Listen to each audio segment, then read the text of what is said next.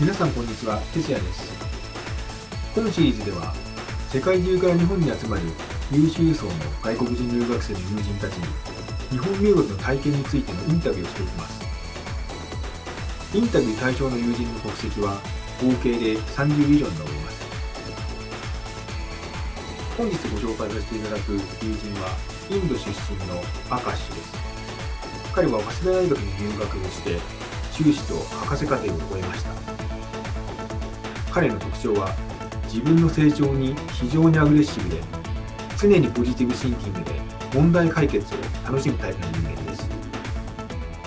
それではインタビューをお楽しみください。今日はいろいろとその明石のね、日本に関する話を聞かせてもらいたいと思ってるんだよね。質問がいろいろとあるからさ、OK。この質問なんだけれど、明石ってさ、日本にさ、来る前に働いたことってある？インドでも他の国でも。あります。ちなみに何の仕事をしていたのかね？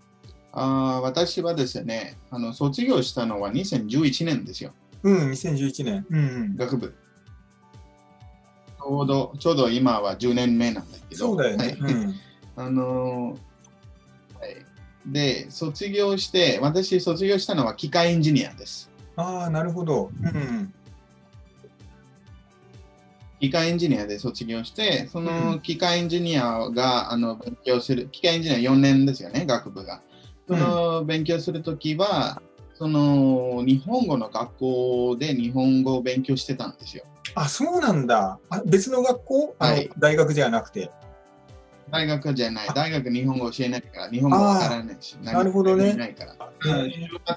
週末は別の学校行って、なるほど。そこで3時間、4時間ぐらい勉強してたんですよ、週末は。勉強して、なぜ言うと、機械エンジニアプラスなんかアルファで勉強したかったんですね。なるほどね。なるほどね。その機械エンジニアだとみんなと一緒になっちゃいますよね。確かにね。だからプラスアルファなら、なんか、スペシャルな人だねとか。なるほどね。言われます。そうだよね。そういう目的で、まず勉強を始めたんですよ。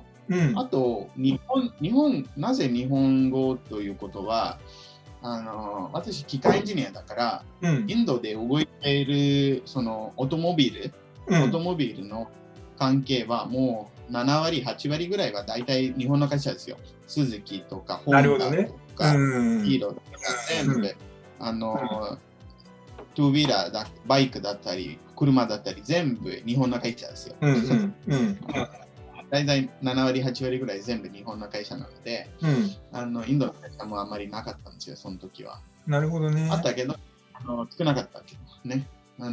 そのぐらいだったし、あと、その目的で日本語を勉強し始めて、2011年卒業してから、日本の会社を目的にして、入ったんですよ、日本の会社に。インドにある日本の会社。はい、インドにある日本の会社なんですけど、なるほどね。でも、入ってすぐ1ヶ月後に、その時ね、工場は、入った会社の中の工場はですね、インドにできてなかったんですよ、まだ。それで、日本の本社に、研修に来たんですよ。そうなんだ。2011年に来ました。ちょうど10年前なの。それで研修に来て、すごい好きになって、もうちょっとたくさん勉強を始めて、あと、そこから同じ会社、中国にもあるし、中国にもだいたい4ヶ月、5ヶ月ぐらい研修にいて、日本から中国からも全部技術を勉強して、インドの工場のトップメンバーになりました。すごいね。安定した収入がもらえるけど、かなりいい企業だと思うしね。普通より2倍もらってたけど。なるほど、すごいね。で、ちょっともらってたけど、でも、2年、もう3年近くにですね、もうずっと同じことをやってて、もうちょっと新しく勉強しようと思ったんですよね、自分の気持ち的に。普通はあまりインドの人は給料もいいし、会社もいいし、家族もいいから、普通はあまり辞めないんですけど。なるほどね。私の人でも辞めないんだ。私も辞めて、もう日本に早稲田に入ったんですよ。2014年。高速機械のエンジニアだった。そっか、それが安定した仕事を辞めてまで日本で勉強しようと考えた理由だったんだね。そうです。ちなみに日本に来た理由っていうのはまず自分が日本語を話せるっていうこともあるんだよね。あと日本の大学で技術が学べる、日本の大学だからこそ学べるその技術があったってことだよね。ドイツとかじゃなくてさ、日本に来たんだもんね。はい。でも最初には日本の会社入ったかっただけですよ、理由としては。大学はその時は思ってなかったんですよ。はい、会社入ってから3年後に仕事分かってから、もうちょっと勉強しようと思って、今、大学院生になって、そこからまた博士を取って、はい、そういうことをしてたんですよね。なるほどね。日本の会社で働きたかったから、それまでにさらに勉強してっていうことを考えて、留学したわけだね、日本に。そうです。はい。で、そっか、早稲田大学に、留学して、機械工学を勉強したんだ。ナノ理工学部。ナノ理工学部。ナノテクノロジー。ナノテクノロジーっていうのを勉強したわけだ。ちなみにさ、日本の大学で勉強してさ、良かったと感じることとかって、どんなことがあった？最初はですね、研究するときはですね、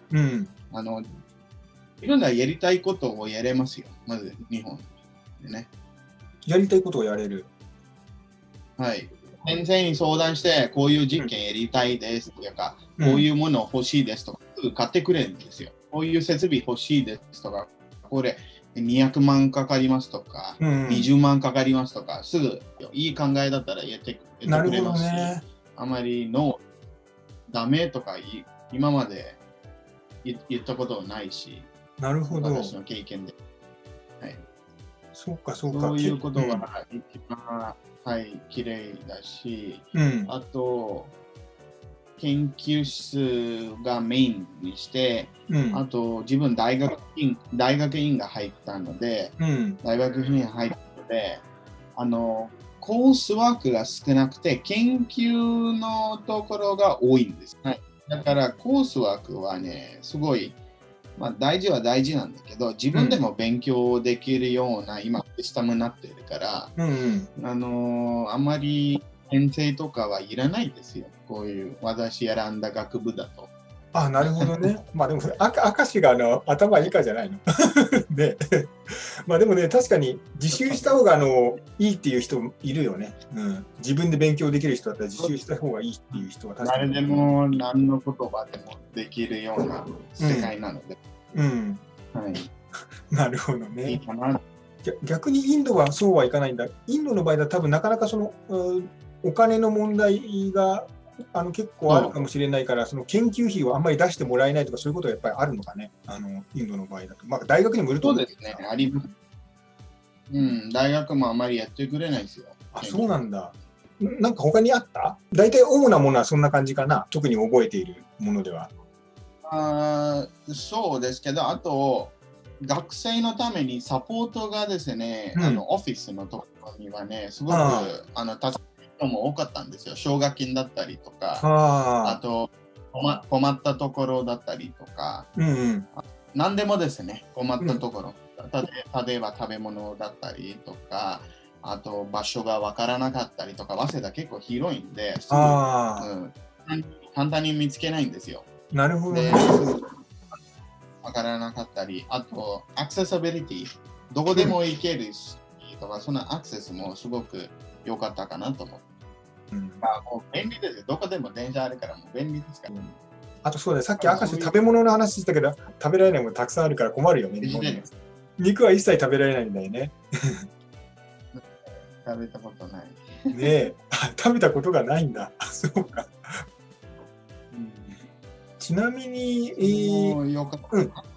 それも良かったかなと思ったんですよ。まあ、奨学金とか困ったことを何でも聞いたりとか。相談室があったわけよ、相談室が。そうですね。はい、インドにあんまりそういうのないの？いやなかなかね、インドに行ってオフィスに聞いても、すいません、私たちも分かりませんとか、ここに行ってくださいとか、あそこに行ってくださいとか、ずっと回るんですよ。たらい回しだ、たらい回し。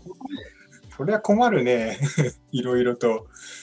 なるほど。確か日本の大学はすごく便利だっていうのが想像できるよ。そのインドの大学のそのシステムと比較したら。なるほどね。ちなみにさ、なんだろう、さっきちょっと少し研究に関する相談とかの話、教授に対する多分相談とかの話で、ね、費用がもらえるとかそういう話してたけどさ、日本のさ、教授で、まあ、インドの大学の教授と違うなって感じることってあった？具体的に実際自分が明石があった教授との経験の話でさ、日本の教授とコミュニケーションをとって研究して感じたことと、インドの教授とのコミュニケーションで感じることの違いっていうか、なんかあった？私が思ったことはですね、インドのトップ大学ね、トップ10とか20ランクぐらいの大学はね、先生が大体みんな博士ですね、ドクター。日本の場合はですね、もう先生といえば、もう皆さんドクターですね。はい。インドの場合は、もう普通のあんまりじゃないけど、私立だったんですけど、私は、普通じゃないんですよ。だから国立と私立によってインドがですね、結構違いのところも多いし、あとその部署にあるノレッジが、その部署にあるノレッジも結構日本の方が高かったんですよ。そうなんだ。インドはね、あまり博士持たないでも先生になった。なるほどね。逆になんだろう、教授のクオリティが高いっていうことだけど、日本の教授とのコミュニケーションで難しいと思ったこととかってあった？これだったらインド人の人たちと、インド人の教授とコミュニケーション取った方がいいみたいな、なんかそういうところってあった？私ね、まあ、どっちでも先生だったら忙しいよ、もちろん。で、先生の下の人、だからアシスタントプロフェッサーみたいな。アシスタント教授とか、ビジティングプロフェッサーとか、うちの研究室の場合は、みんな行ったので、何かあれば、まずそこで相談して、あと、ちゃんと週に1回か2回ぐらいは先生に会うチャンスがあるので、そこにも話せますよ。あと先生は忙しいですよ。私の先生は。それで6時以降はですね、先生が自分のオフィスにずっといるので、もし何かこれわからないことを聞きたいとか、こういう相談したいとか、次何をやりたいとか相談したい場合は、先生と直接話せるんですよ、6時以降なら。なるほどね。そういう私の大学の時は。だからそんな難しく感じなかったんですね。そうなんだ。便利だったわけだね。まあ、教授にもよるのかもしれないけど。だから実験で困ったところはですね、そのアシスタントな教授に聞いて、こういう結果でしたとか、次はこういうことしたいです、どう思いますかとか、そういう質問とかは全部聞きますよ。なるほどね。なぜ言うと、そのアシスタントの教授は私の先生と一緒に大体20年ぐらいいましたから、なるほどね。先生のことは全部分かってるんですよね。なるほど、なるほど。そうか、そうか。それだったら多分困ったことがあったりした時とかも、まずはアシスタントプロフェッサーに相談して、で大体のことは多分解決して、それで教授だけに相談しなくちゃあらないような内容の時だけ教授の方に行ってって感じで、もう基本的にすごくスムーズな手だったねってことだよね。そうですね。なるほどね。難しいどころかスムーズなんだね、コミュニケーションが。あと、いつでも先生にメールして予約して話せますよ。そんな難しくはない。5分、10分だったらもう先生がオフィスにいればすぐノックして話せるんだ、相談できるんだけど、そうなんだ。もし30分とか1時間する場合は、ちょっと予約取らなきゃいけないので、なるほどね。その時は先生がメールしてくださいみたいなお願いが。逆に意見が合わなかったりして、ね、何を言ってるのか日本語が分からなかったりして困っちゃうこととかもあると思ったんだけど、特にそんなことがあんまり思い浮かばないってことだよね。ない。コミュニケーションもですね、研究のことだから、外国人の場合ですね、必ず私の先生が英語うまいんで、なるほど、なるほど。100% 英語でした。なるほどね。そうか。じゃあ、日本語による問題っていうのはコミュニケーションの中ではなかったわけだね。教授とのその研究のコミュニケーションにおいてはね。はい。そういえば、研究室でさ、日本人の学生と交流ってあったの？ありましたよ。日本語を話せばすぐ簡単にみんな仲良くなりますけど、日本語を話せない場合は良くならないですね。なるほどね。ちなみにさ、日本語が話せてもさ、なんていうのかな、日本人の学生とのコミュニケーションで分かりにくいとかさ、何を言いたいのか分からないとかさ、はっきりさ言わないじゃない、日本人って。何か物事をさ。例えばその専門的な言葉使うときはね、私あまり分からなかったんです。例えば、その研究室の他の人たちと日本人の学生と一緒に会うときは大体研究室ですよね。大体大学のところですよね。大学のところではですね、もう大学の話をするときはですね、ちょっと専門的な言葉を使うときはですね、研究の言葉だったりとか、一般的な大学の言葉だったりとかはですね、ちょっと難しかった、最初は。あと、なぜ言うと、私はね、ちょっと科学と研究するので、その科学の名前もですね、英語で使わないで、日本語で使ってたんです。だからびっくりした、最初見て。ハイドロクロリックアシッド、サルフューリックアシッドとか、ナイトリックアシッドとか。そういう言葉はね、日本語で使ってたんですよ。例えば、放酸だったりとか、なんだか酸だったりとか、硫酸とか、硫酸だったりとか、その言葉で使ってて、私そこは理解できてなかったんですよ。それは日本の学生がそういう言葉を使って、明石が何を言ってるかわからなかったってことだよね。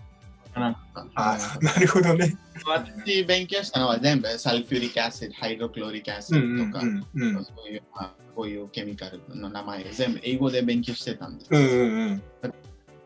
日本語わかるとしても、日本語の学校でこういうことを教えるわけじゃないからね。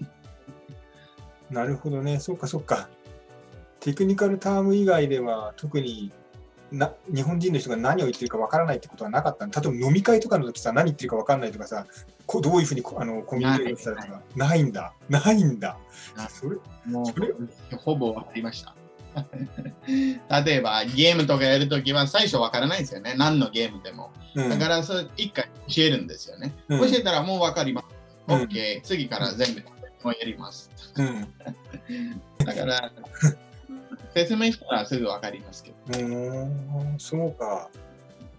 ちょっともうそろそろ質問が最後の方になってきたんだけど、さっきさ、明石はこの日本に来る前からさ、日本で働きたいって考えてたわけだよね。日本では日本の会社で仕事するのに関してなんか不安なことってあった？働く前のことはですね、仕事の探し方だね。外国人だから、うちは。働く前はですね、その大学終わってから次ど何をしようかなという考えるときはね、仕事を探すときはちょっと大変だったけど、仕事をちょっと申し込みしたりとか、そういうところではですね、ちょっとわからないところがあったんです。就職活動のやり方がわからない。履歴書はどうやって作ったりとか、なるほど。就職活動のやり方がちょっとわからなくて、あと、給料がね、少ないんですよ、日本の場合。なるほどね。なるほどね。本当に少ないです。生きれないぐらい。何も貯金できないぐらいですよね。それも難しかったんだよ。あとは、引っ越しするんだよね。引っ越しするときも、そこもちょっとね、ギャップがあったみたいですね。会社と自分の考え方とか、自分の、はい、そこもなんか分からないところもあって、困ったところもあります。なるほどね。会社が決まってから困ったこととか不安だね。はい。引っ越ししなきゃいけないからね、学生の寮とか、アパートだったりとか、会社の寮だったりに引っ越ししなきゃいけないので、そこもちょっと不安なところがありました。なるほどね。そうか。じゃあ、あんまりその不安なことの内容に、会社で日本語を使って働けるかどうかとか、会社のその日本のワーキングカルチャーが違うかもしれないから不安とか、そういう不安ってのはあんまりなかったんだ。これ、会社入る前の話じゃないですか。そう、会社入る前の話。そう。そういうところはなかったんですね。私も。なんだ。そっか。日本語話せるし、もう日本語話せたい欲しかったんですよ。逆に私は英語教えたくないので。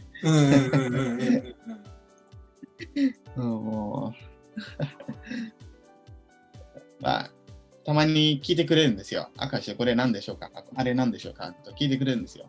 その時教えてる。それがメインでやりたくない。英語の先生じゃないからね。特にその日本語も不安もなかった。結構ね、それだけいろんなことをスムーズにこなせるのは、もちろん教授とかに関しては良かったこともあったかもしれないけど、全体的にね、明石が多分すごくポジティブでさ、何でもね、分からなければ学べばいいや、勉強してできるようになればいいやって、さっきのゲームの話もそうだけどさ、そういうふうに思っているところの明石の日本での生活、仕事、学生の時もそうだし、仕事をする時もそうだけど、全部それを自分がね、スムーズにしてるんだと思うよね。そうです。私も多分気持ちの問題も、あるかもしれない。チャレンジします。チャレンジね、そうだよ。チャレンジするのが好きだったら全部多分楽しくなっちゃうもんね。新しいことが学べるわけだしさ。ね。本当はね、なんかいろいろ問題があった方が面白かったんだけれども、そういうのはなさそうだね。ないね。特に困ったことはないよ。それはすごいことだと思うよ、本当に。細かく言わんだったら、結婚してから、保険のところがね、困ったんですよ。ちょっとわからなくて。事務手続きか。はい、事務手続き。そういうところ、細かいんですけど、大したことないんだけど、細かいですよ。はい。なるほどね。確かにね、日本のシステムは多分いろいろなところで細かいことがあると思うよ。ビジネスももちろんそうだね。そう。全然わからないですよ。確かにそれはあると思うな。日本の書類とか細かいでしょ。めんどくさいでしょ。処理するのがね。いいよ。じゃあ、とりあえずありがとう。留学に関係することはここまでで大丈夫？